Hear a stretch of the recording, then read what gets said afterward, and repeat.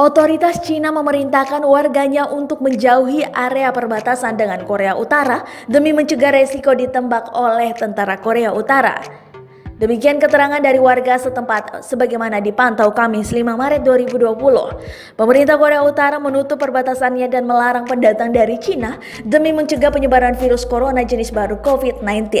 Warga setempat mengatakan peringatan itu disampaikan lewat pemberitahuan tertulis yang disebar pada minggu ini. Imbauan tersebut menunjukkan keseriusan pemerintah Korea Utara mencegah penyebaran virus. Cina dan Korea Utara berbagi wilayah perbatasan sepanjang 1.400 km atau 880 mil. Pada musim dingin, sungai di sana kerap membeku sehingga memungkinkan warga untuk menyeberang perbatasan.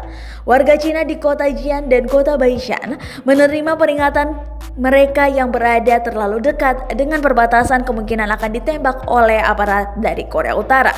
Demikian informasi dari 3 penduduk setempat. Kami diberitahu kemungkinan akan tewas ditembak apabila berada terlalu dekat di wilayah perbatasan, kata seorang pemilik restoran di Jian yang menolak menyebut identitasnya.